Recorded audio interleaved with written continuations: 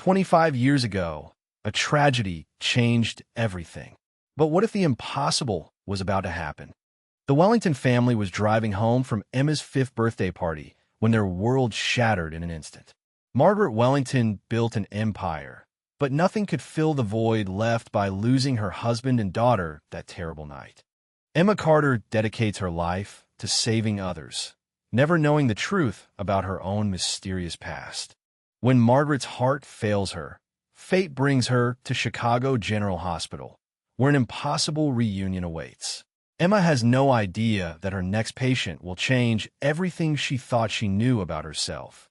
This golden pendant holds the key to a mystery that has haunted two hearts for 25 long years. Promise me you'll never take this off, sweetheart. This will always bring you back to us. Margaret awakens to the steady beeping of the heart monitor, but something else immediately catches her attention. The nurse caring for her wears something that shouldn't exist, something Margaret buried with her broken heart decades ago. The same golden locket with the same family photo hanging around the neck of a stranger. Margaret's world stops. Her breath catches. Could it be possible after all these years? Emma continues her duties, completely unaware that her patient is studying every detail of her face with growing amazement. Where did you get that necklace? Margaret whispers, her voice breaking with 25 years of buried hope. Emma instinctively covers the pendant. It's been with me since I was a child. Why do you ask? For the first time, they truly look at each other. The resemblance is undeniable, impossible, and absolutely terrifying. Emma? Margaret breathes the name she hasn't spoken in 25 years. My little Emma? Emma freezes. Nobody has called her that since she can remember. How could this stranger know? Two lives, separated by tragedy, brought together by fate. But is it really possible that the impossible has happened? Emma flees the room, her mind racing. But she can't escape the truth that pendant represents, or the woman who recognizes it. This incredible story is just beginning. Tell us in the comments, where are you watching from today?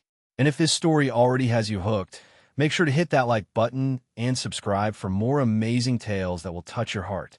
You won't want to miss what happens next between Margaret and Emma. Margaret Wellington sits in her corner office on the 60th floor of Wellington Enterprises, the empire she built from nothing after losing everything that truly mattered. Outside, Manhattan buzzes with life. But inside these walls, Margaret feels only the familiar emptiness that has consumed her for 25 years. Her assistant brings the morning reports, but Margaret's mind drifts to memories she usually keeps locked away. Today, something feels different. Today, she can't shake the feeling that her carefully controlled world is about to change forever. The board meetings seem insignificant. The quarterly profits bring no satisfaction.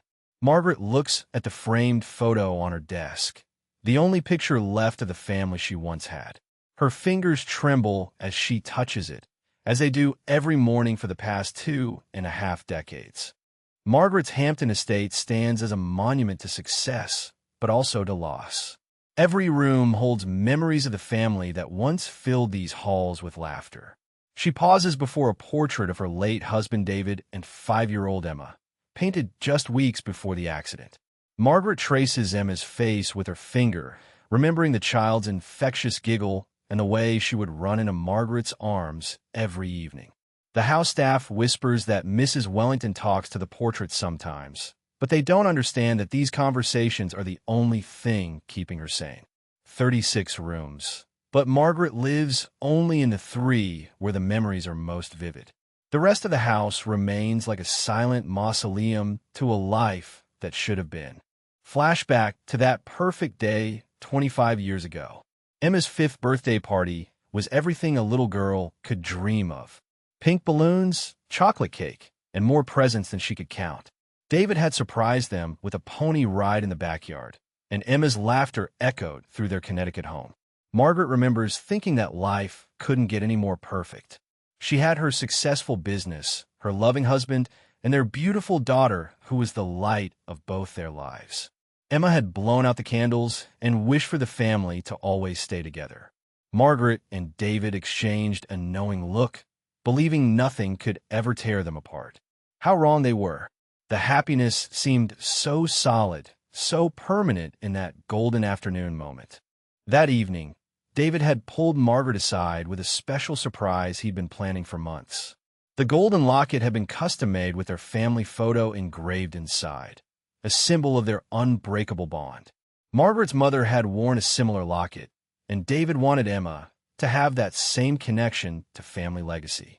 They both agreed it would be the perfect gift to mark this milestone birthday.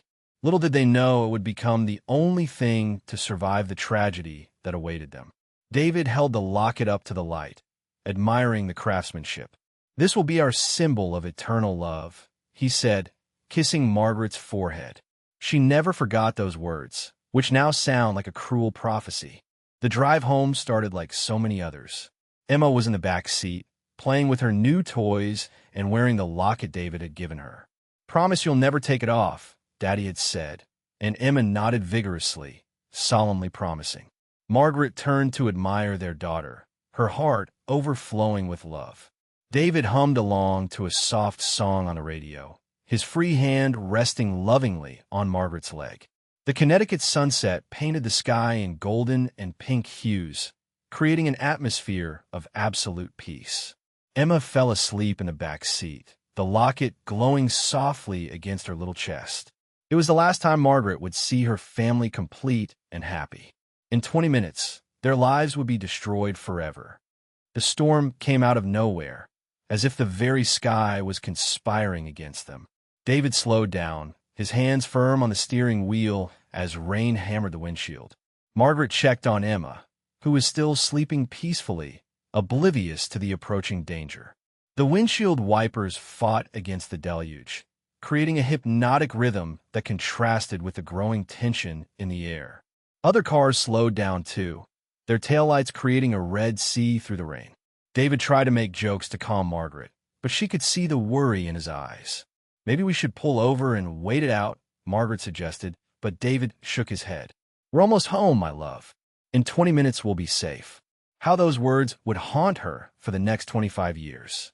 25 years later, Margaret awakens in the corridor of Chicago General Hospital, being transported by paramedics after her heart attack. The fluorescent lights pass like flashes above her, creating a kaleidoscope that reminds her of that fateful night. Her mind is confused, jumping between present and past. She murmurs Emma's name repeatedly, making the paramedics exchange worried glances. She's delirious about a daughter, one of them whispers. Margaret tries to explain, but the words tangle in her throat.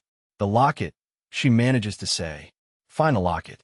The paramedics think it's the effect of medication, but Margaret knows something extraordinary is about to happen.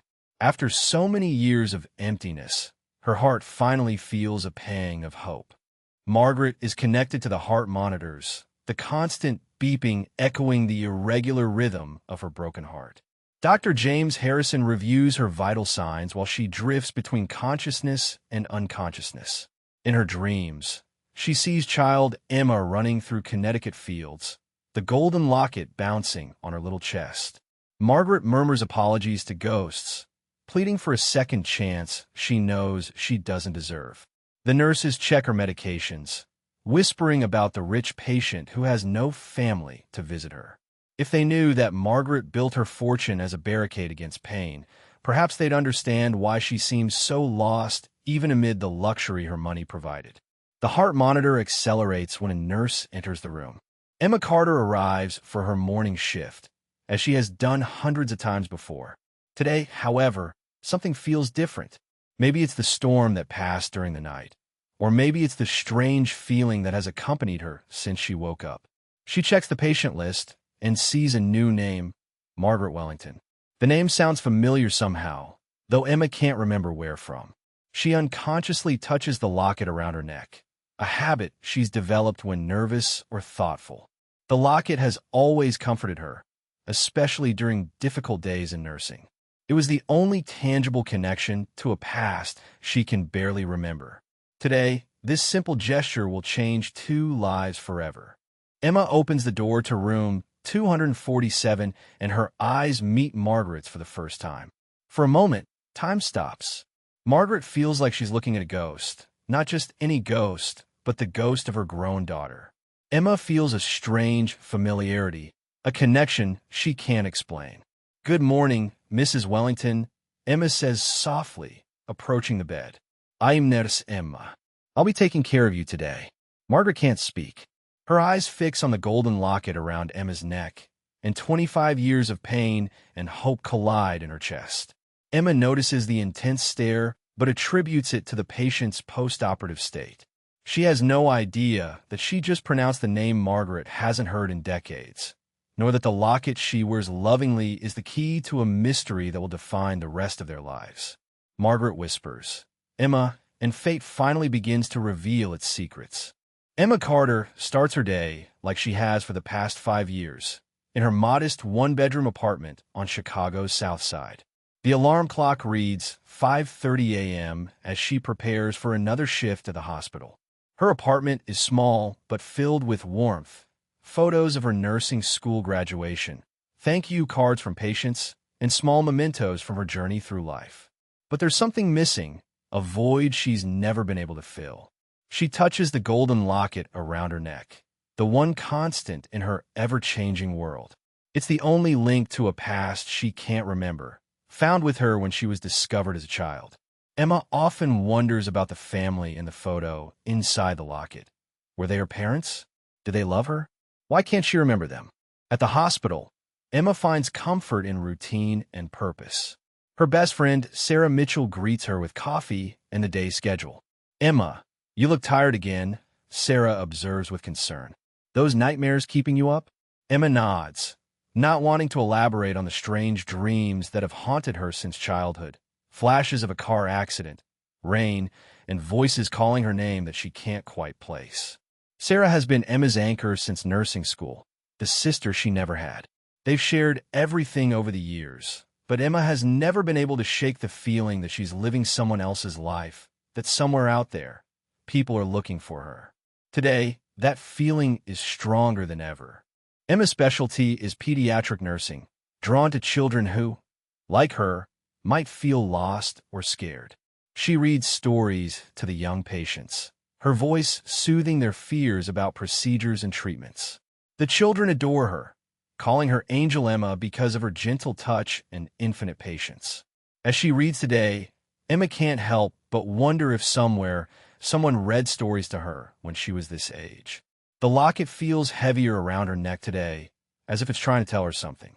One little patient, Tommy, points to her necklace and says it's pretty.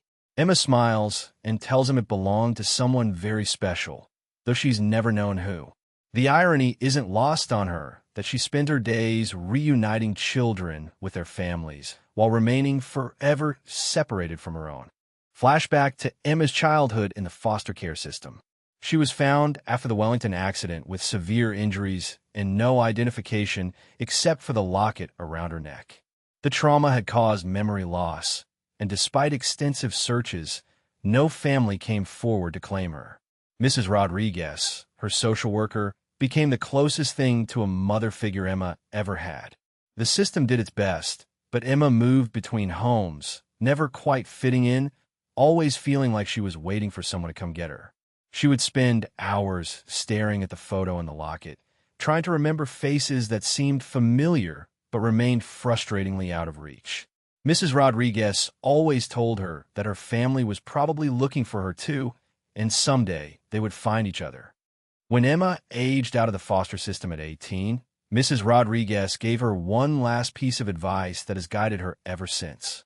"You have a gift for healing others," she said, "because you know what it feels like to be lost. Use that pain to help people find their way back to hope." Emma decided to become a nurse that day, determined to dedicate her life to healing if she couldn't find her own family. Mrs. Rodriguez passed away 3 years ago, taking with her any remaining hope Emma had of learning more about her origins. The locket remained her only clue, but every attempt to trace its origins had led to dead ends. Emma learned to live with the mystery, but the longing never disappeared completely. During lunch break, Sarah notices Emma's unusually pensive mood. "You've been different all morning," she observes. Emma confides about the strange dreams she had last night, more vivid than usual, featuring a woman with silver hair calling her name. Sarah, ever the pragmatist, suggests it might be stress from work, but Emma knows it's something more. She shows Sarah the locket, something she rarely does with anyone. Sarah examines it carefully and suggests Emma should try once more to research its origins. Maybe there are new databases, new ways to search that weren't available years ago. Emma hesitates, having been disappointed so many times before, but something about today feels different. Maybe it's time to stop running from the past and start actively seeking it. Alone in the supply room, Emma takes a moment to really examine her locket. She's worn it so long it's become part of her, but today she studies the craftsmanship with new eyes. The gold is high quality, clearly expensive, with intricate engravings around the edges. Inside, the family photo shows a man, woman, and small child who could be her. The woman has the same eye shape as Emma, the same delicate bone structure. For the first time in years, Emma allows herself to truly hope that these people might still be alive, might still be looking for her. She makes a decision. After her shift, she'll start searching again. She'll use every resource available, contact every missing person's database, hire a private investigator if necessary. She's tired of living in limbo. As Emma checks her afternoon patient assignments, she sees a new admission in room 247, Margaret Wellington. The name sends an unexpected chill down her spine, though she can't explain why. She's had mysterious reactions to names and places before, fragments of buried memories trying to surface. Emma gathers the patient's chart and medical supplies, mentally preparing herself for what should be a routine check-in with a cardiac patient. She has no way of knowing that she's about to walk into the most important moment of her life. The locket seems to grow warmer against her chest as she approaches room 247, as if it's recognizing something Emma's conscious mind hasn't yet grasped. Fate has been orchestrating this meeting for 25 years, and it's finally time for the truth to emerge. Emma pauses outside room 247, her hand on the door handle. Something feels different about this moment, charged with an energy she can't identify. She takes a deep breath, reminding herself that she's a professional with years of experience caring for patients. But as she's about to enter, she hears a voice from inside, weak but unmistakably saying her name, Emma. The patient doesn't know her yet, so why would she be calling her name? Emma's heart rate increases, and she touches her locket reflexively. The voice sounds familiar in a way that makes her chest tighten with emotion she doesn't understand. She shakes her head, attributing it to her overactive imagination, and finally opens the door to step into the room that will change everything. Emma steps into room 247 and immediately feels the intensity of Margaret Wellington's gaze. The woman in the bed is studying her with an expression Emma has never seen before, part shock, part hope, part disbelief. There's something familiar about those piercing blue eyes, something that makes Emma's breath catch in her throat. "Good morning, Mrs. Wellington," Emma manages to say, though her voice sounds strange to her own ears. "I'm Nurse Emma Carter. I'll be taking care of you today." The words feel significant somehow, loaded with meaning beyond their simple intent. Margaret's reaction is immediate and overwhelming. Her eyes fill with tears, and she reaches toward Emma with a trembling hand. The locket around Emma's neck suddenly feels like it weighs 1,000 pounds. And for the first time in 25 years, the woman in the hospital bed and the nurse standing before her are in the same room, connected by a golden thread of destiny that's about to reveal its secrets. Margaret cannot take her eyes off Emma as she moves around the room, checking monitors and adjusting four lines with practiced efficiency.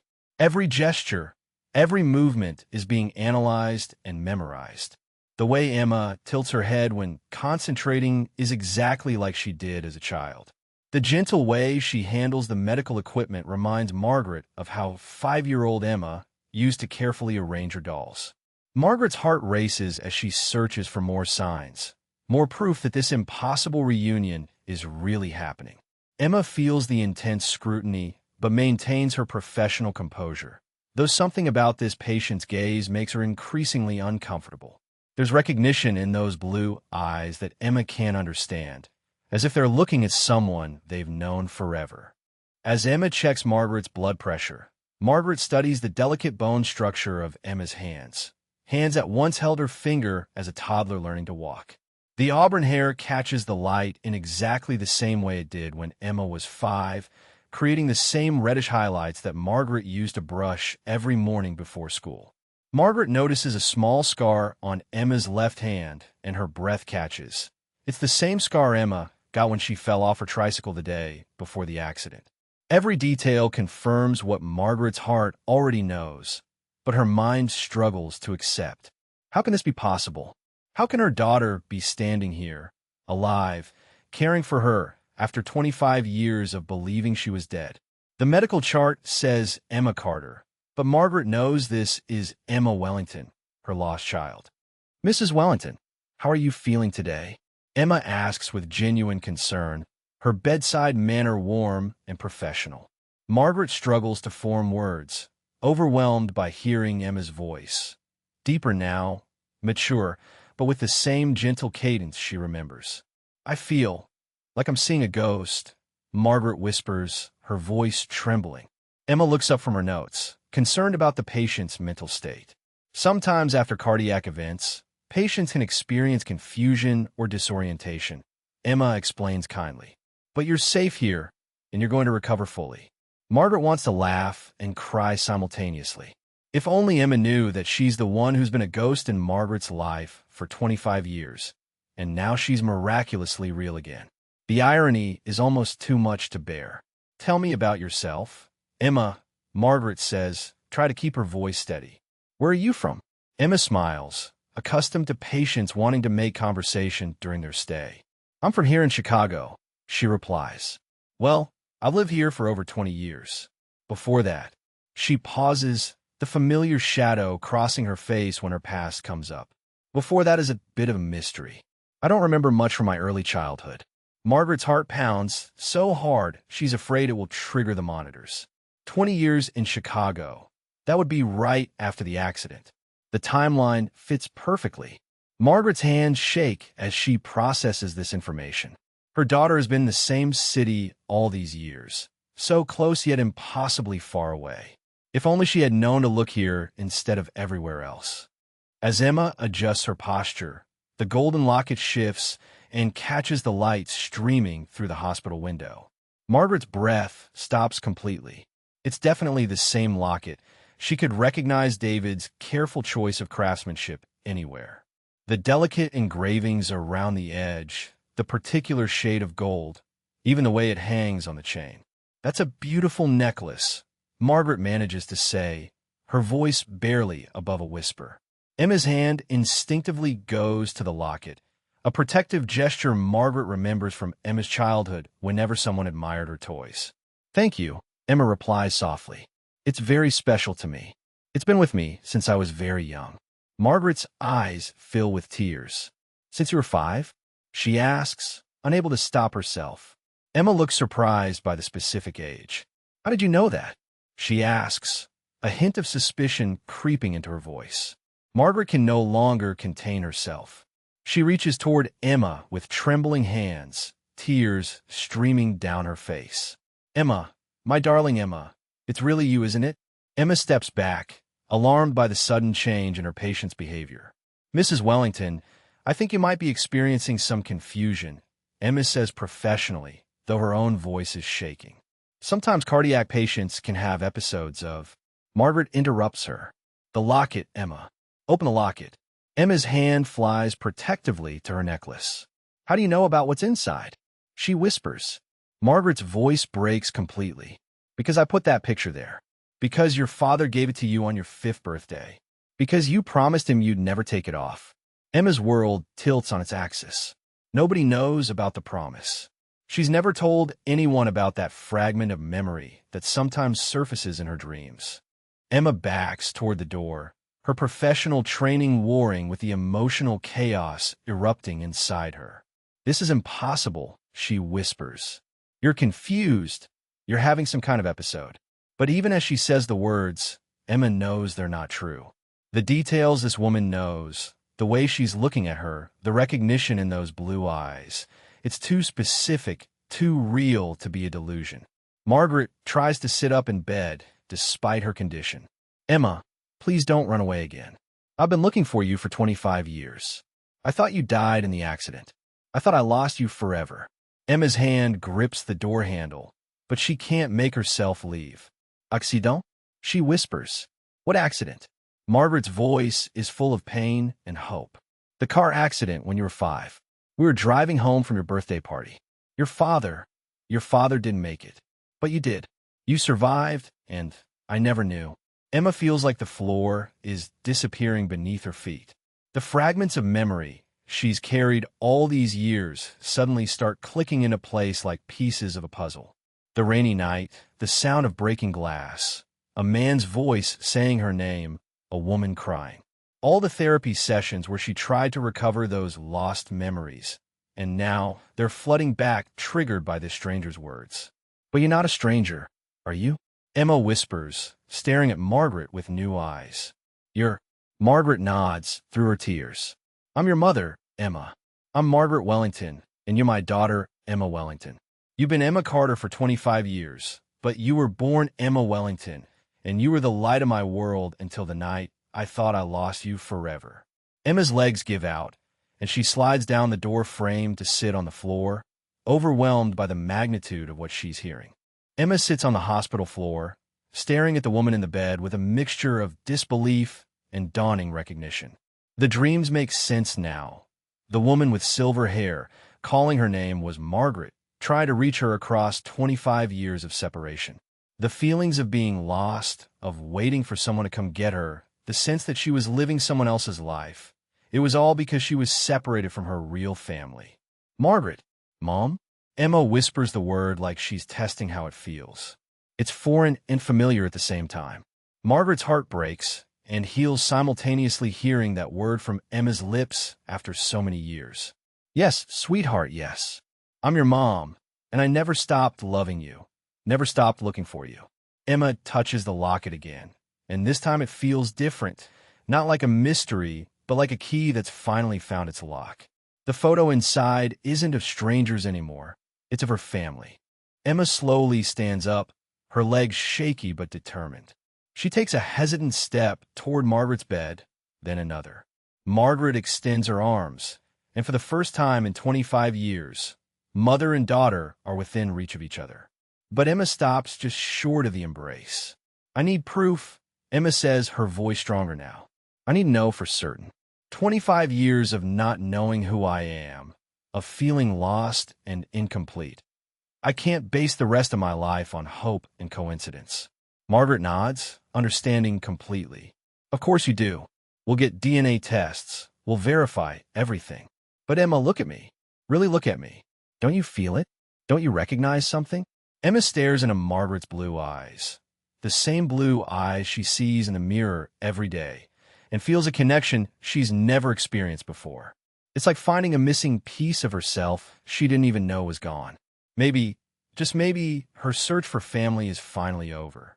Emma bursts out of room 247, her professional composure completely shattered. Dr. James Harrison, the chief cardiologist and Emma's mentor for the past 3 years, immediately notices her distressed state. Emma, what's wrong? He asks, placing a gentle hand on her shoulder. You look like you've seen a ghost. Emma laughs bitterly at the unintentional accuracy of his words. That's exactly what I've seen, she whispers. Dr. Harrison, I need to talk to you. It's about Mrs. Wellington. There's something impossible happening, and I don't know what to do. James has never seen Emma this shaken. In all their years working together, she's been the epitome of calm professionalism, even in the most challenging situations. He guides her to a quiet alcove away from the bustling hospital corridor, sensing that whatever has happened is far more serious than a typical patient interaction. Emma tells Dr. Harrison everything. Margaret's claims, the details about the locket, the impossible story of being her lost daughter. James listens carefully, his medical training making him consider both psychological and practical explanations. Emma, I've seen cardiac patients experience various forms of confusion post-surgery, he says gently. Sometimes they fixate on their caregivers, create elaborate stories. But even as he says it, James notices the locket Emma always wears and remembers her mentioning her mysterious past. The timing is eerily coincidental. Emma shakes her head vigorously. Dr. Harrison, she knew things.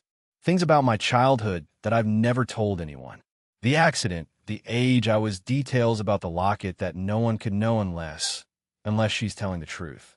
James sees the vulnerability in Emma's eyes, the desperate hope warring with fear of disappointment. As a doctor, he needs evidence. As a friend, he wants to help her find answers.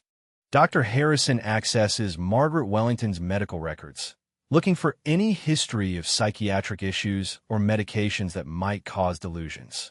What he finds instead sends chills down his spine. Margaret's emergency contact information lists her as having no living relatives. Her medical history includes treatment for severe depression and PTSD following the death of her family in a car accident 25 years ago. The timeline matches exactly with Emma's story about her lost childhood. James scrolls through more records and finds references to Margaret's previous hospitalizations for what doctors described as complicated grief and inability to accept the loss of her daughter. The medical notes consistently mention Margaret's insistence that her daughter might still be alive, which previous doctors had dismissed as denial. Now James wonders if it wasn't denial at all, but a mother's intuition. Emma finds Sarah in the break room and pours out the entire incredible story. Sarah nearly drops her coffee cup as she processes what Emma is telling her. Wait, slow down, Sarah says, grabbing Emma's hands. You're telling me that your patient claims to be your mother? The one you've been searching for your whole life? Emma nods, tears streaming down her face. Sarah, what if it's true? What if I've finally found her? But what if it's not? What if she's just a confused patient who happened to notice my locket and created this elaborate fantasy? Sarah has never seen Emma this emotionally raw. She's watched her friends struggle with questions about her identity for years, seen how the not knowing has affected every relationship Emma's ever had. If there's even a chance this is real, Sarah says firmly, we need to find out for sure. You deserve to know the truth, one way or another. Dr. Harrison contacts the hospital's genetics lab to discuss DNA testing procedures. He explains the unusual situation to Dr. Patricia Chun, the chief lab technician, who's worked with the hospital for over a decade. We can have preliminary results within 24 hours, Dr. Chun explains, but for court-admissible results, we'd need 3 to 5 days. James opts for both, the rapid preliminary test to ease Emma's anxiety, and a comprehensive test for definitive proof. Dr. Chin notes the emotional weight of the situation and agrees to prioritize the tests. She's seen many paternity cases, but never a situation quite like this, a potential mother-daughter reunion after 25 years of separation. The lab work will provide scientific certainty, but Dr. Chun can see in James's eyes that he's already starting to believe this impossible story might be true. Dr. Harrison enters Margaret's room to find her staring out the window, tears silently streaming down her face. Mrs. Wellington, I'm Dr. Harrison, Emma's supervising physician. She's told me about your conversation. Margaret turns to him with a mixture of hope and desperation. Doctor, you have to believe me. I know how it sounds, but that girl is my daughter. I've carried her picture in my wallet for 25 years. I know every detail of her face, every gesture. James sits down beside her bed, his tone gentle but professional. I'd like to help you both find the truth. Would you be willing to take a DNA test? Margaret nods immediately. I'll take 100 tests if necessary. Doctor, I've spent 25 years blaming myself for not protecting my family. If Emma is alive, if she's really here, it would mean everything. Her voice breaks with emotion. It would mean I didn't fail as completely as I thought. Emma submits to the DNA testing, her hands shaking as the lab technician takes a cheek swab. The process is simple, but the implications are enormous. This small test will either reunite her with a mother she's searched for her entire life, or confirm that Margaret Wellington is just another dead end in her quest for family. As the technician labels the sample with her name, Emma Carter, Emma wonders if she'll be Emma Wellington by the end of the week. The identity she's built, the life she's constructed from nothing, could all change based on the results of this test. She thinks about all the nights she lay awake wondering where she came from, all the birthdays she celebrated alone, all the time she wished for just one person who shared her DNA. Now that wish might be coming true, and she's terrified of how much it means to her. Emma finds herself in the hospital chapel, seeking solace in the quiet space. She's not particularly religious, but the weight of the day's events has left her searching for something bigger than herself to make sense of it all. She holds the locket in her hands, studying the photo inside with new eyes. If Margaret is telling the truth, these aren't strangers, they're her parents. The man with kind eyes who gave her this locket, the woman with silver hair who's been grieving her loss for 25 years. Emma whispers a prayer, not for any specific outcome, but for strength to handle whatever truth emerges. She thinks about the children she cares for, how desperately they want their parents when they're sick or scared. Maybe somewhere in Margaret's heart, a part of her has always been that frightened 5-year-old, calling for her mother in the dark. Dr. Harrison decides to do some detective work of his own, accessing hospital records from 25 years ago. Chicago General was one of the trauma centers that would have received victims from major accidents in the area during that time period. He searches through admission records, looking for any children brought in around the time Margaret described. What he finds makes his heart race. A Jane Doe, approximately 5 years old, admitted with severe trauma and memory loss exactly 25 years and 3 months ago. The timing matches perfectly with Margaret's story. The child was transferred to Children's Memorial after stabilization, but the records show she was wearing a gold locket that was placed in hospital security for safekeeping. The pieces of this impossible puzzle are falling into place, and James realizes he may be witnessing the reunion of the century. 24 hours later, Emma, Dr. Harrison, and Margaret wait outside the genetics lab for the preliminary results. The tension is palpable. 25 years of questions are about to be answered in the next few minutes. Margaret sits in a wheelchair, still recovering from her cardiac procedure, but her eyes are fixed on Emma with an intensity that speaks of a mother's desperate hope. Emma can barely breathe, her entire future hanging in the balance of whatever Dr. Chun is about to tell them. Dr. Harrison has seen many dramatic moments in medicine, but he's never witnessed anything quite like this. The potential reunion of a family that was torn apart by tragedy and brought back together by the impossibility of fate.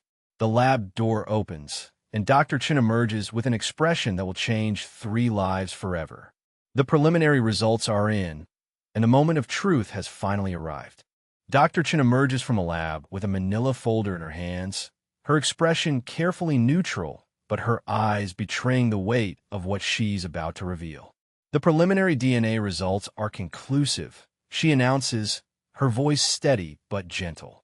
Margaret Wellington and Emma Carter share a 99.97% genetic match consistent with a biological mother-daughter relationship. The silence that follows is deafening. Emma feels her knees buckle and grabs onto Dr. Harrison's arm for support. Margaret lets out a sob that she's been holding back for 25 years. After all these years of searching, hoping, and grieving, the impossible has been proven true. Emma Carter is indeed Emma Wellington, and the woman she's been caring for is the mother she thought she'd lost forever. The reunion that seemed like a miracle is now scientific fact. Margaret wheels her chair closer to Emma, tears streaming down her face. "My baby, my Emma," she whispers, reaching out with trembling hands. "You're alive. You're really alive, and you're here." Emma stands frozen, overwhelmed by the magnitude of what's just been confirmed. 25 years of questions, of feeling incomplete, of searching for something she couldn't name. It all comes rushing to the surface. She looks at Margaret with new eyes, seeing not just a patient, but her mother. The woman who gave birth to her, who lost her in that terrible accident, who never stopped believing she might still be alive. Dr. Harrison and Dr. Chin step back respectfully, understanding that they're witnessing one of medicine's most extraordinary moments, Not just healing a heart condition, but healing a family that was broken by tragedy. Emma slowly kneels beside Margaret's wheelchair, her hand hovering inches from her mother's face. Can I touch you?" She whispers, her voice breaking. "I've dreamed about this moment my whole life, but I never believed it could be real." Margaret nods through her tears, and Emma gently places her hand on her mother's cheek. The touch is electric, 25 years of separation bridged by this simple, profound contact. "It's really you," Emma breathes. "You're my mom, the woman in my dreams, the voice that called my name in the dark. It was you trying to reach me all along." Margaret covers Emma's hand with her own, marveling at how her little girl's hands have grown, but noting they still have the same delicate fingers, the same gentle touch. "My darling Emma, I never stopped looking for you. Not for a single day." Margaret and Emma embrace for the first time in 25 years, and it's as if no time has passed at all. Emma fits perfectly into her mother's arms. The missing piece finally returned to where it belongs. Both women are sobbing now, years of grief and longing pouring out in this moment of pure joy. Dr. Harrison wipes away tears of his own, having never witnessed anything so powerful in his decades of medical practice. "I'm sorry," Emma whispers into Margaret's shoulder. "I'm sorry I couldn't remember you. I'm sorry you thought I was dead." Margaret strokes Emma's hair, the same auburn shade that caught sunlight in their Connecticut backyard so many years ago. "Shoo, sweetheart, you have nothing to apologize for. You survived. You're here. That's all that matters." The little girl who promised never to take off her locket kept that promise for 25 years, keeping her family's love close to her heart even when she couldn't remember their faces. Sarah appears around the corner, having come to check on Emma, and stops dead in her tracks when she sees the reunion unfolding. She's watched Emma struggle with identity questions for years, seen the pain in her friends' eyes every time family was mentioned. Now, seeing Emma in her mother's arms, Sarah understands that the impossible has happened. Dr. Harrison notices Sarah and approaches her quietly. "It's confirmed," he tells her softly. "They're mother and daughter." Sarah's eyes fill with tears as she watches her best friend experience the moment she's dreamed of her entire life. After a respectful pause, Sarah approaches slowly. Emma looks up from Margaret's embrace, her face radiant despite the tears. "Sarah, I want you to meet my mother," Emma says, the words still sounding surreal coming from her lips. "Margaret Wellington, this is Sarah Mitchell, my dearest friend and the sister I chose when I thought I had no family." Margaret takes Sarah's hand gratefully. "Thank you for taking care of my daughter when I couldn't." Dr. Harrison arranges for Margaret and Emma to have privacy in a family consultation room where they can begin the overwhelming process of reconnecting. 25 years of life to catch up on, 25 years of missing each other to process. Emma sits beside Margaret's bed, still holding her mother's hand as if afraid she might disappear again. "Tell me about that day," Emma says quietly. "I need to know what happened." Margaret takes a shaky breath and begins to recount the last perfect day they had as a family. Emma's 5th birthday party, the joy and laughter, David giving Emma the locket, the drive home through the storm. "I remember fragments," Emma whispers. Rain on windows, someone singing, the feeling of being safe and loved. "Those aren't just dreams, are they? They're memories." Margaret nods. "Your father used to sing to you during car rides. You loved it when he sang, 'You Are My Sunshine.' That was playing on the radio when everything changed." Margaret continues the painful story of that night, the sudden storm, the accident, waking up in the hospital to learn that David was dead and Emma was missing, presumed dead. The guilt that consumed her, the desperate searches, the private investigators who found no trace. "I should have protected you better," Margaret says, her voice heavy with 25 years of self-blame. "I should have insisted we wait out the storm. I should have." Emma stops her with a gentle touch. "Mom, you can't blame yourself for a car accident. You didn't cause that storm. You didn't choose for that other driver to lose control." For the first time, Emma fully understands why she's always felt like she was grieving something she couldn't name. She was mourning the loss of this love, this connection, this sense of belonging that was ripped away from her before she was old enough to understand what she'd lost. Emma opens her locket and shows Margaret the photo inside, the image that has been her only connection to her past for 25 years. Margaret gasps when she sees it, the photo exactly as she remembers it. This was taken just 2 weeks before your birthday, Margaret says, tracing the image with her finger. We had gone to the beach in Connecticut. You made David carry you on his shoulders for hours because you wanted to be as tall as the lighthouse. You wore that same stubborn expression when you were determined to do something.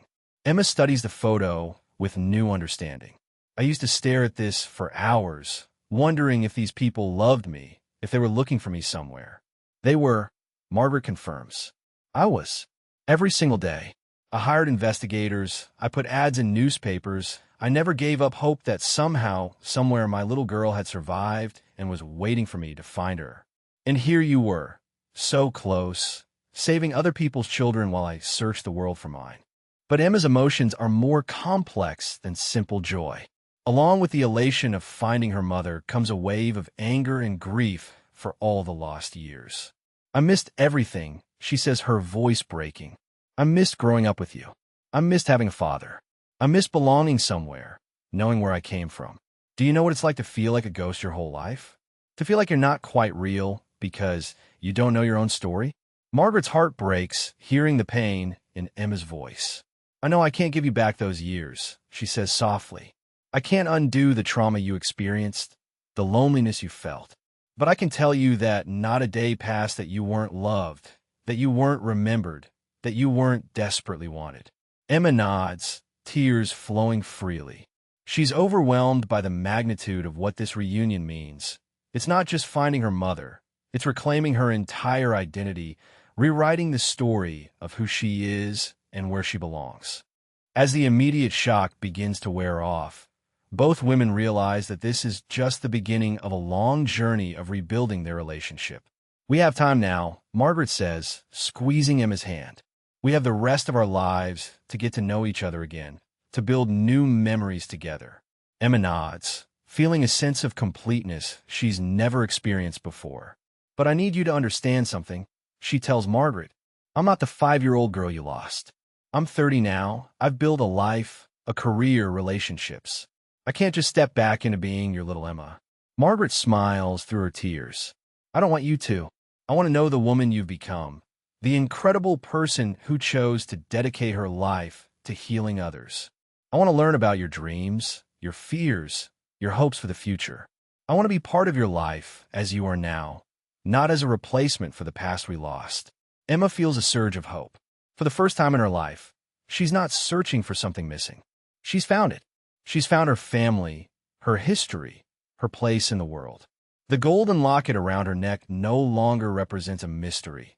It represents a promise kept, a love that survived 25 years of separation, and a future where she finally knows where she belongs.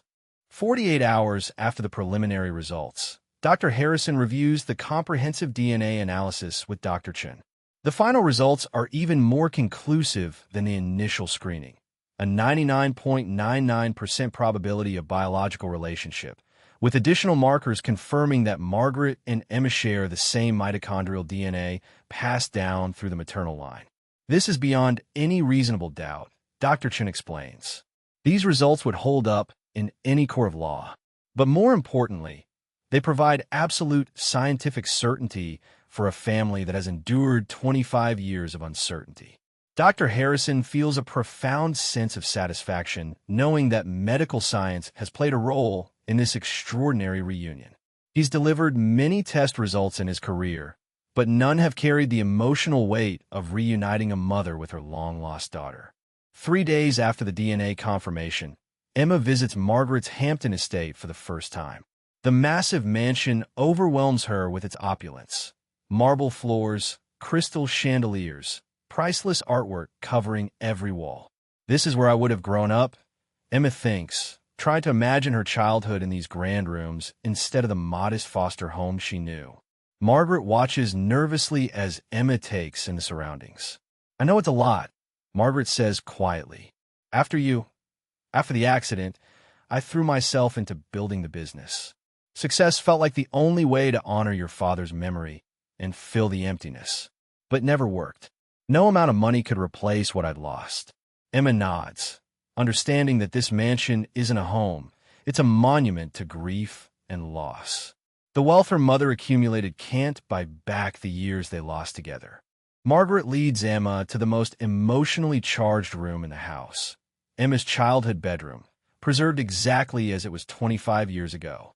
The pink canopy bed with stuffed animals, the toy chest overflowing with dolls and games, the bookshelf filled with picture books about princesses and fairy tales. Emma's breath catches as she recognizes some of the toys, memories flooding back like pieces of a puzzle, finally clicking into place. "I remember this," she whispers, picking up a worn teddy bear. "Mr. Buttons. I used to take him everywhere." Margaret's eyes fill with tears. "You named him when you were 3. You said he needed buttons for eyes because the real ones were too scary." Emma sits on the small bed, and for a moment, she's 5 years old again, safe in a room where she was loved and cherished. But she's also 30, looking at a shrine to a childhood that was cut tragically short. Margaret shows Emma her private office, where the walls tell the story of a 25-year obsession. Maps covered with red pins marking every location she searched, stacks of files from private investigators, copies of missing person reports, age progression photos showing what Emma might look like as she grew older. "I never stopped looking," Margaret explains, her voice heavy with the weight of all those years. "I hired the best investigators money could buy. I followed every lead, no matter how unlikely. I put ads in newspapers across the country on your birthday every year." Emma is overwhelmed by the evidence of her mother's relentless search. The dedication, the hope maintained despite decades of disappointment. It's both touching and heartbreaking. "You never gave up," Emma whispers, running her fingers over a photo of herself, aged to show what she might look like at 30. The computer-generated image is remarkably close to how she actually looks now. In Margaret's study, Emma discovers something that breaks her heart completely. A box filled with hundreds of letters addressed to "My dearest Emma." Margaret wrote to her daughter every week for 25 years, pouring out her love, her grief, her hopes, and her daily life into letters she never thought Emma would read. Emma opens one at random, dated on her 16th birthday. "Today you would be 16, my beautiful girl. I wonder if you're learning to drive, if you're nervous about dating, if you still love horses like you did when you were little. I bought you a birthday cake and sat alone at the kitchen table, making a wish for you wherever you are." Emma can barely read through her tears. There are letters for every birthday, every Christmas, every milestone Margaret imagined Emma experiencing. Each one is a testament to a mother's love that never died, never wavered, even when hope seemed impossible. They walked together through Margaret's rose garden, a space where she found solace during the darkest years. "I planted a rose bush for every year you were gone," Margaret explains. 25 roses, each one representing my hope that somehow, somewhere, you were growing and blooming too. Emma touches the petals of a deep red rose, understanding that this garden is another form of shrine to their lost years. But unlike the preserved bedroom, this garden represents life continuing, beauty growing from pain. "Tell me about your life," Margaret says softly. "I want to know everything. Your favorite foods, your dreams, your fears, the man you love, the friends who became your family when I couldn't be there." Emma smiles, realizing that her mother genuinely wants to know the person she became, not just mourn the child she lost. For the first time, she feels truly seen and accepted for who she is now, not who she might have been. That evening, Emma shares photos from her life. Nursing school graduation, holidays with Sarah's family, moments of joy and achievement from the past 25 years. Margaret studies each image hungrily, trying to piece together the life her daughter lived without her. "Look at how beautiful you are," Margaret marvels, seeing Emma in her nursing cap. "And this smile, it's exactly like your father's. You have his eyes when you're truly happy." Emma shows pictures of her small apartment, her work at the hospital, the simple life she's built. "It's not much compared to all this," Emma says, gesturing around the mansion. Margaret shakes her head firmly. "You build a life dedicated to healing and helping others. You chose a profession where you comfort people in their darkest moments. That's not much. That's everything. That's the kind of person your father and I hoped you'd become. Emma feels a warmth spreading through her chest, the validation she's craved her entire life, finally given by the person whose opinion matters most. Late that night, they find themselves in the kitchen making tea, and Emma is struck by how natural it feels to move around the space with her mother. Despite 25 years apart, there's an instinctive synchronization between them, as if muscle memory of being mother and daughter never completely faded. Margaret notices it too, the way Emma automatically reaches for the honey when Margaret likes her tea sweetened, how she stands slightly to the left just like she did as a child when helping in the kitchen. Some connections run deeper than memory, Margaret observes. Even when your mind couldn't remember, your heart never forgot. Emma nods, understanding now why she's always felt like she was searching for something. She wasn't just searching for her family. She was searching for this feeling of belonging, this sense of moving through the world with someone who understood her on a cellular level. That night, Emma lies in the guest room Margaret prepared for her, staring at the ceiling and trying to process everything that's happened. In just 1 week, her entire identity has been rewritten. She's not Emma Carter anymore. She's Emma Wellington, daughter of Margaret Wellington and the late David Wellington. She has a history, a family legacy, a trust fund that could change her life completely. But with this newfound identity comes difficult questions.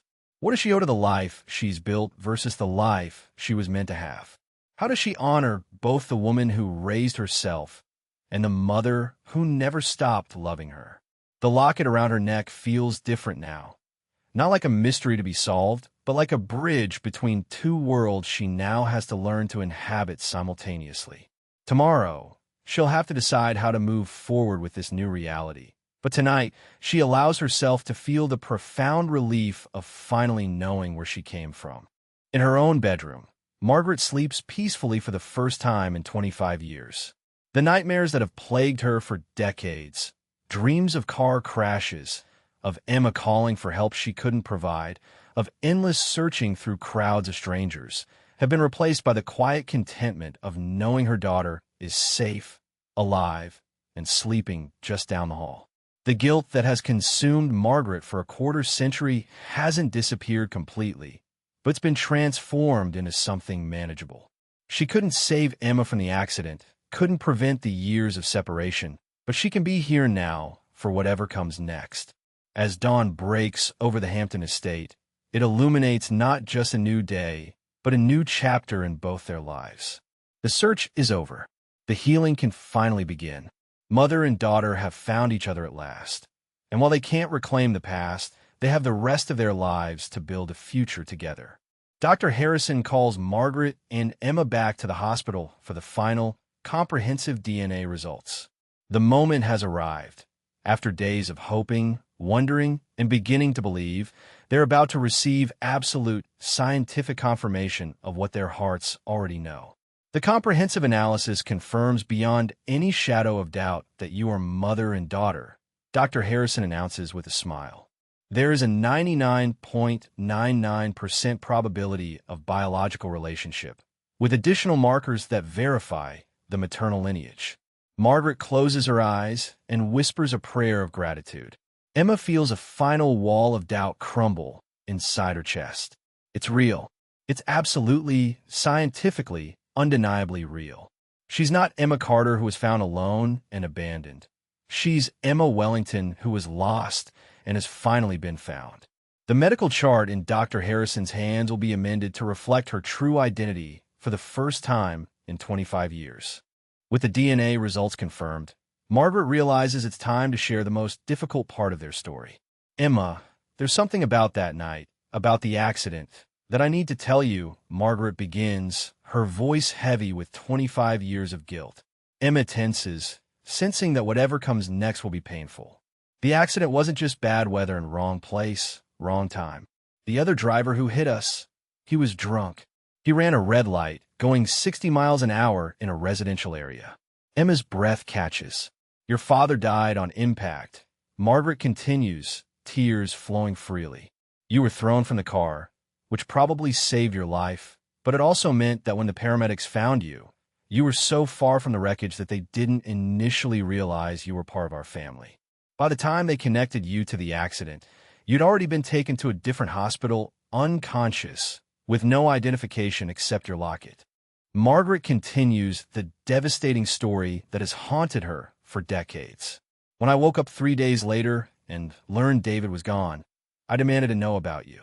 They told me they found a child's car seat in the wreckage, blood evidence that suggested a fatality, but no body. I screamed that you had to be alive somewhere, but the official report concluded that your body had been carried away by the storm runoff. The search teams looked for weeks, but found nothing. Emma realizes the cruel irony.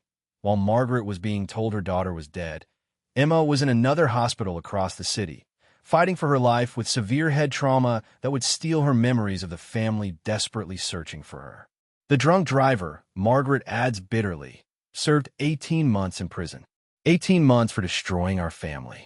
For 25 years, I've carried the rage about that injustice along with the grief of losing you both. Emma feels a surge of rage unlike anything she's ever experienced. All those years of wondering why she was alone, all the nights crying because she felt unwanted and abandoned, it was all because of one selfish decision by a drunk driver. My father is dead because someone chose to drink and drive, Emma says, her voice shaking with fury. I grew up in foster care, feeling like I didn't belong anywhere, because some stranger decided his convenience was more important than other people's lives. Margaret reaches for Emma's hand. I know, sweetheart. I've been angry about it every day for 25 years. But I've learned that the anger will consume you if you let it. The man who did this to us has to live with what he did. Our job now is to focus on the time we have together, not the time he stole from us. Emma struggles with this wisdom, understanding intellectually that Margaret is right, but feeling emotionally that someone should pay for the magnitude of what was taken from them. They find themselves in the hospital chapel, seeking solace in the quiet, sacred space. Emma stares at the stained glass windows, trying to process not just the joy of finding her mother, but the grief of losing a father she can barely remember. Tell me about him, Emma says quietly. Tell me about my dad. Margaret's face softens with the kind of love that survives death. David was the kindest man I ever knew. He would have been so proud of the woman you've become. He always said he wanted you to grow up to help people, to make the world a little better than you found it. And look what you chose to do. You became a nurse, dedicating your life to healing others. Emma touches her locket, understanding that her father's values somehow survived in her despite the memory loss. Maybe love leaves an imprint deeper than conscious memory, she muses. Maybe that's why I've always been drawn to caring for others, even when I didn't remember where that impulse came from. Back at the mansion, Margaret shows Emma a box of letters David wrote to her during business trips, letters that reveal a devoted father's love for his daughter. Emma asked me why I have to travel for work. One letter reads, I told her it's so I can buy her all the books in the world, but the truth is, every minute away from her feels like an eternity. She's growing so fast, Margaret. Yesterday, she told me she wants to be a doctor when she grows up, so she can fix people's owies.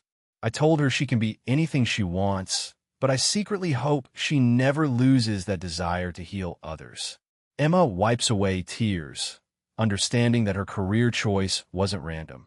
It was the fulfillment of a dream she'd shared with her father when she was too young to remember making it.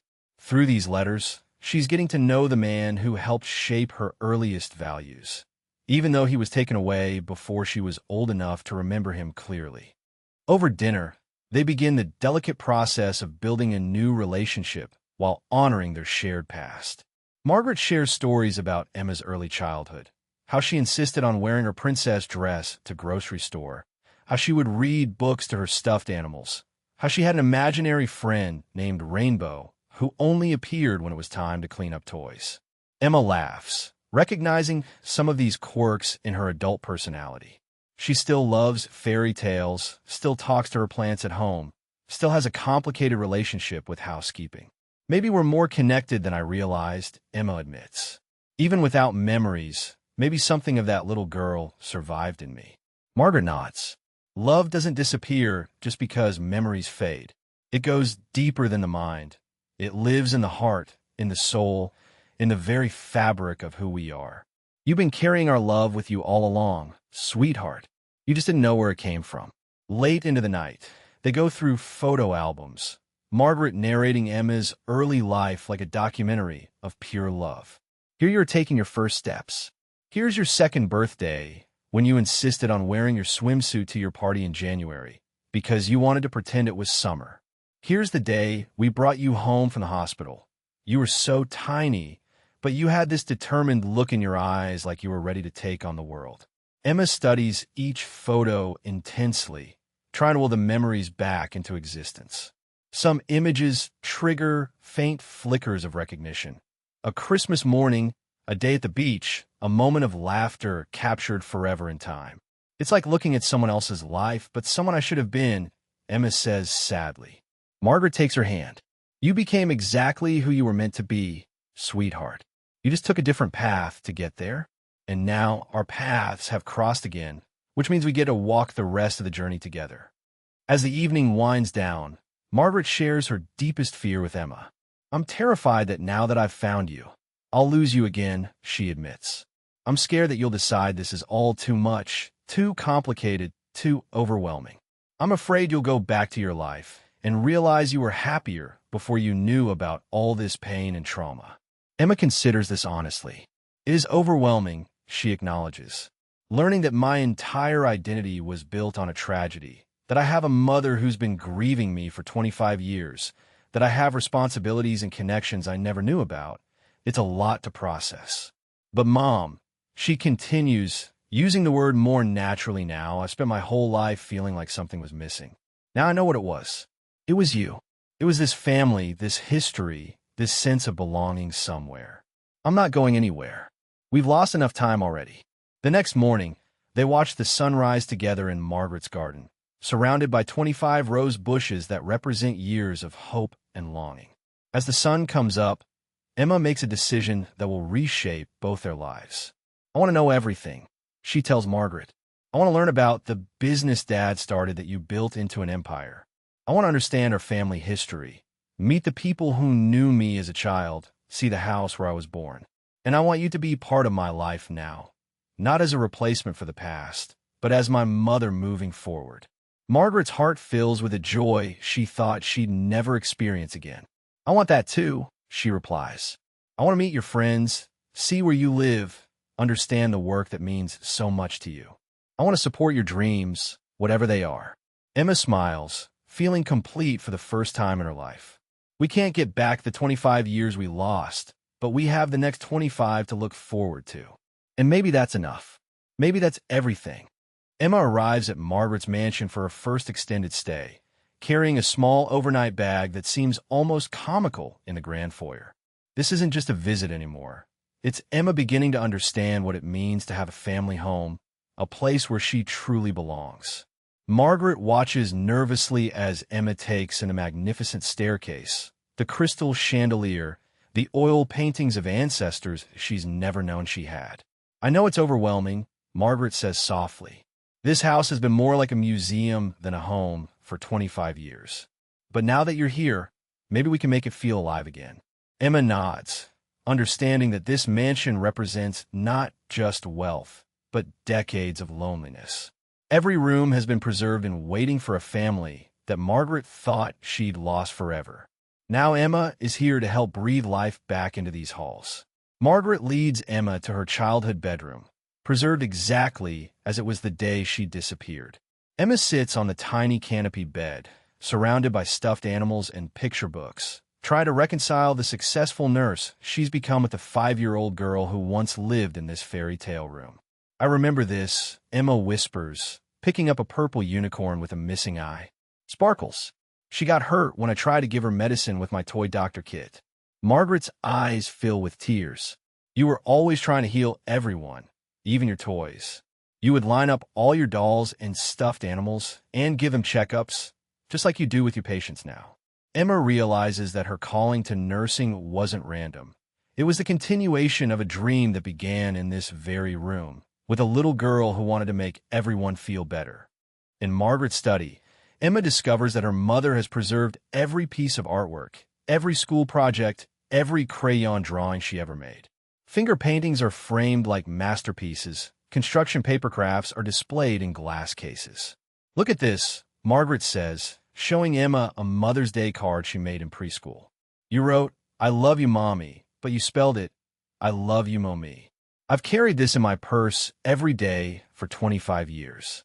Emma traces her child's handwriting, seeing the careful way her 5-year-old self formed each letter. These weren't just keepsakes for Margaret. They were lifelines during the darkest years, tangible proof that Emma had existed, had loved her, had been real.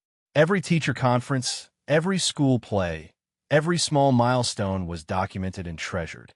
Margaret had been a devoted mother for 5 short years, and she spent the next 25 honoring that role, even in Emma's absence. In Margaret's bedroom, she opens a safe and withdraws something that makes Emma's breath catch, a sealed letter addressed to "My beautiful Emma," in handwriting she doesn't recognize but somehow feels familiar.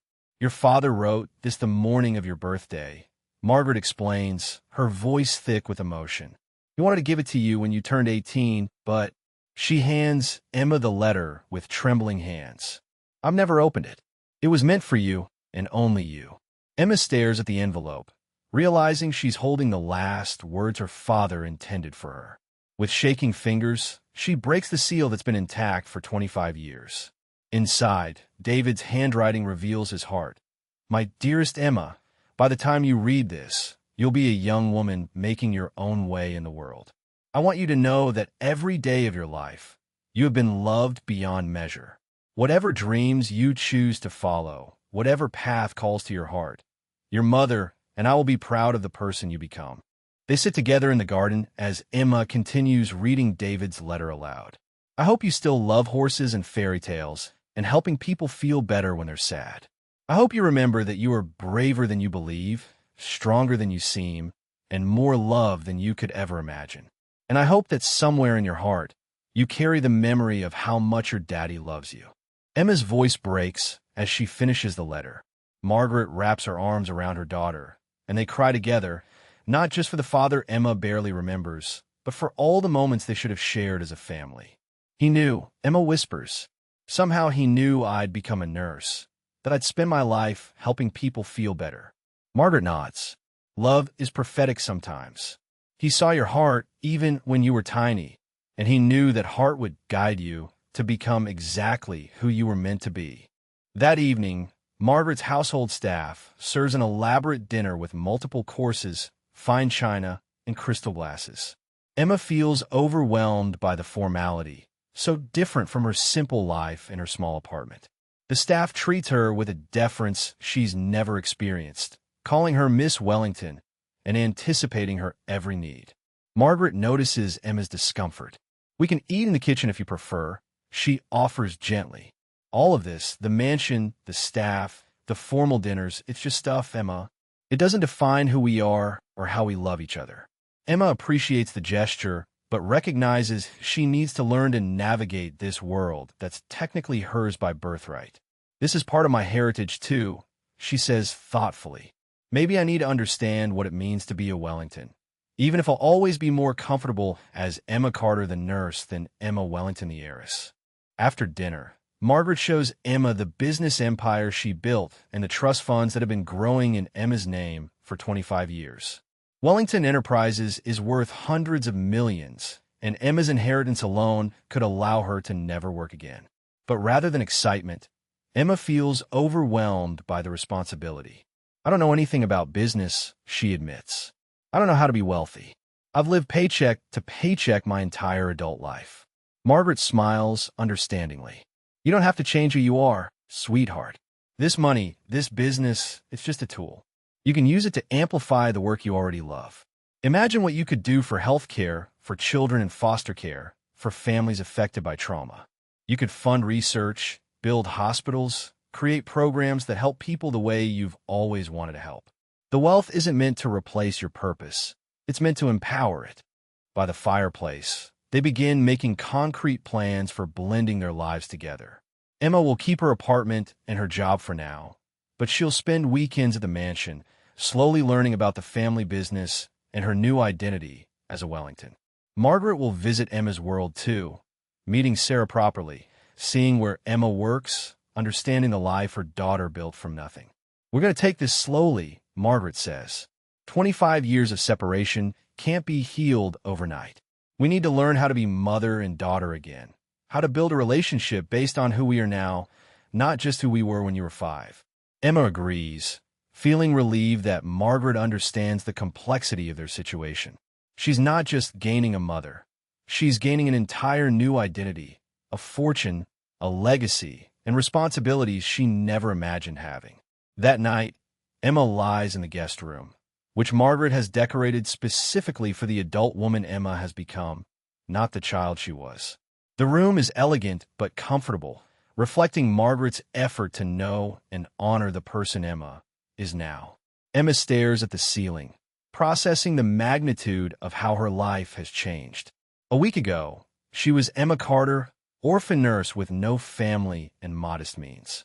Now she's Emma Wellington, daughter of a business empire, heiress to a fortune, connected to a mother who loves her desperately. But she's also aware that this fairy tale reunion comes with survivor's guilt. Why did she live when her father died? Why did she get a second chance at family when so many people never do? How does she honor both the struggle of her past and the privilege of her present? These are questions that will take time to answer, but for tonight, it's enough to know she's no longer alone in the world. Unable to sleep, Emma wanders to the library and discovers David's personal journals, volumes he kept from his college years through Emma's early childhood. Reading his entries about becoming a father, watching Emma grow, planning for her future, Emma finally gets to know the man whose genes she carries, but whose memory was stolen from her. Emma took her first steps today, one entry reads. She walked straight to Margaret's arms, but when Margaret tried to hand her to me, Emma walked back to Margaret and then back to me, like she was showing us how families stay connected even when they move apart. That little girl understands love in a way that amazes me. Emma realizes that her father saw their family as an unbreakable unit, connected by invisible threads of love that couldn't be severed even by tragedy. Maybe that's why she survived. Maybe that's why she and Margaret found each other again. Love doesn't die.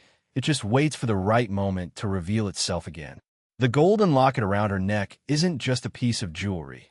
It's a testament to the kind of love that transcends time, distance, and even death itself.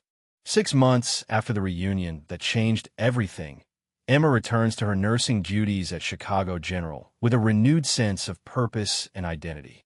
She's still the same dedicated nurse her colleagues have always known, but there's a new confidence about her, a sense of completeness that wasn't there before.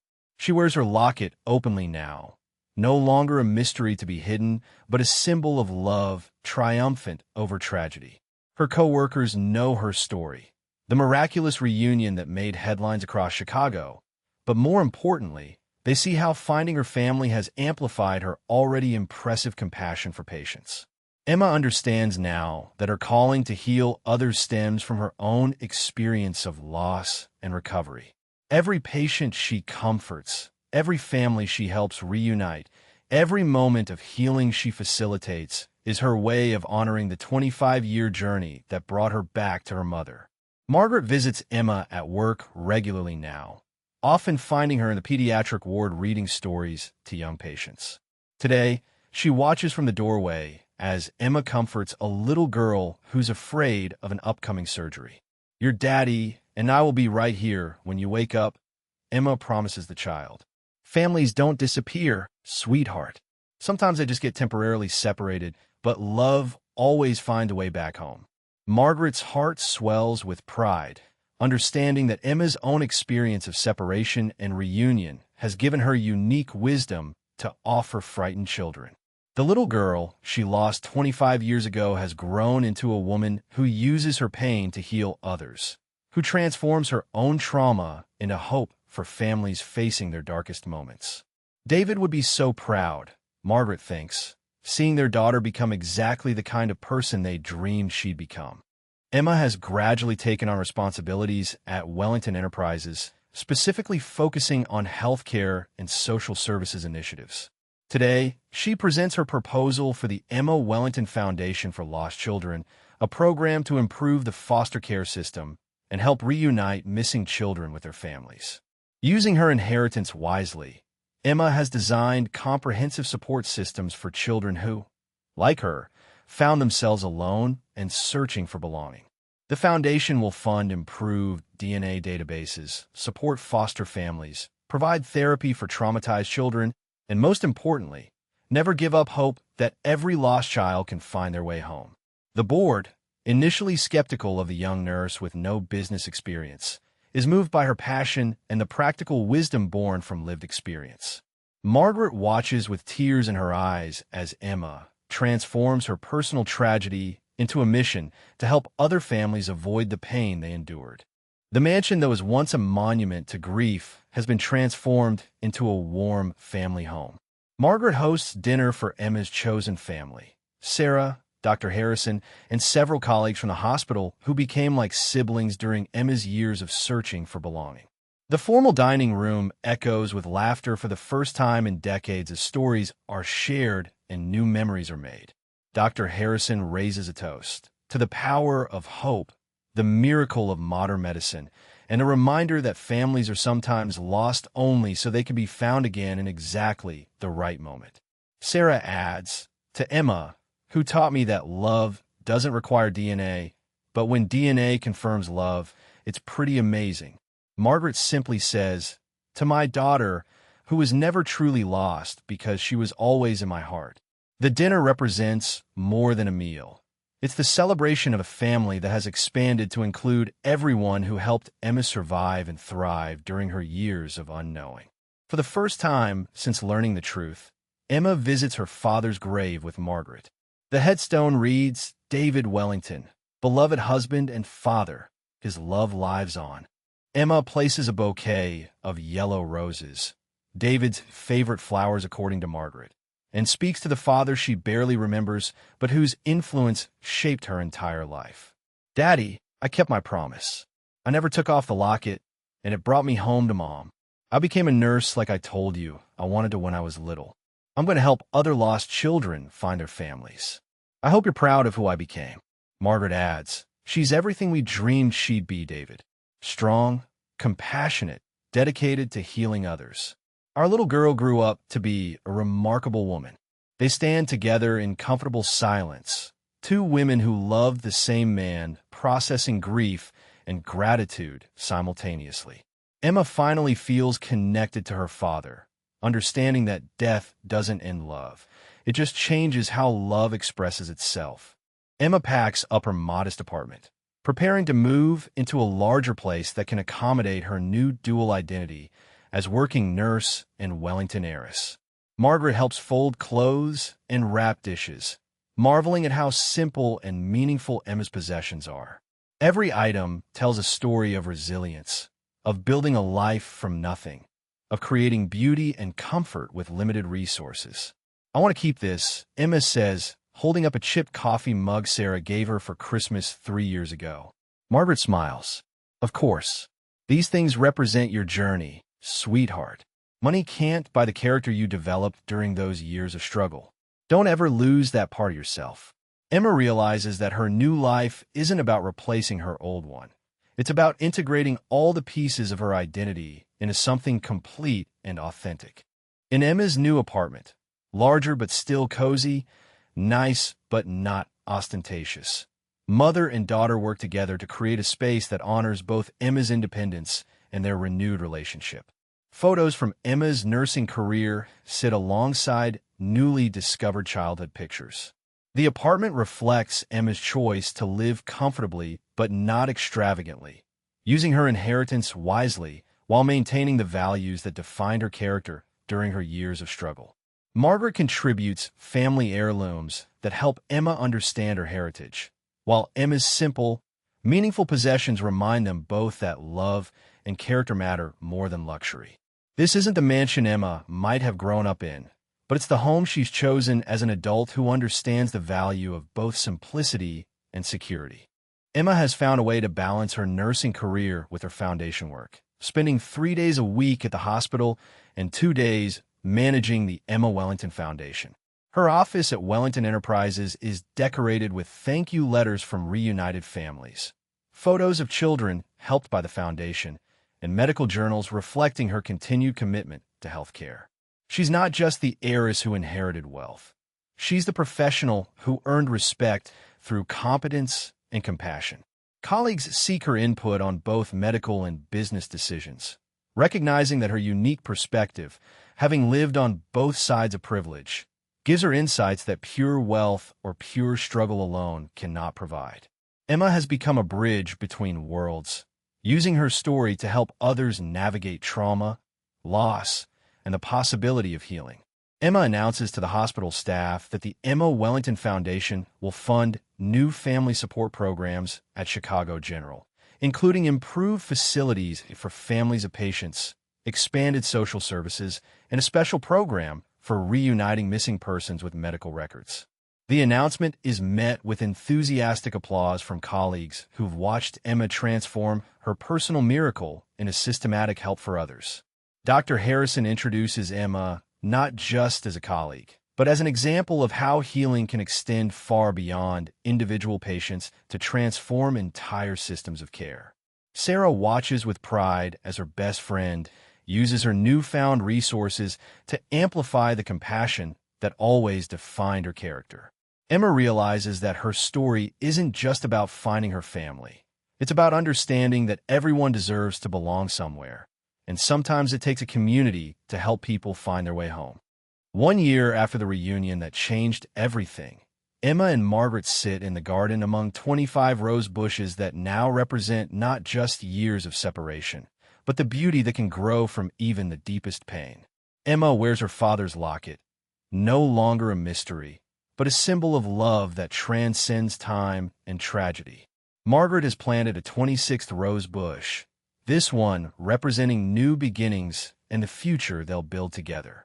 They talk about David, about the children Emma is helping through her foundation, about the families they're reuniting, about the ordinary miracles of having each other in their daily lives. Sometimes I wonder what would have happened if I hadn't had that heart attack, Margaret muses. If I'd never been admitted to your hospital. Emma shakes her head. I think we would have found each other eventually, Mom. Love like ours doesn't stay hidden forever. Maybe it took 25 years, but we were always meant to find our way back to each other. As the sun sets over the garden, two women who lost everything and found each other again sit in comfortable silence, understanding that their story isn't just about surviving tragedy. It's about the triumph of love, the power of hope, and the miracle of families that refuse to stay broken forever. The golden locket catches the last rays of sunlight, still keeping its promise after all these years, bringing Emma home to where she belongs. And there you are, watching from wherever you are in the world. What did you think of Margaret and Emma's incredible journey? Have you ever lost someone important to you or helped reunite a family? Share your thoughts in the comments below. We love hearing from our amazing community. If this story touched your heart, make sure to give it a like and subscribe for more incredible, true stories of love, loss, and the miracles that happen when we never give up hope. Until next time, remember that families are connected by something stronger than distance, stronger than time, and stronger than any tragedy that tries to tear them apart.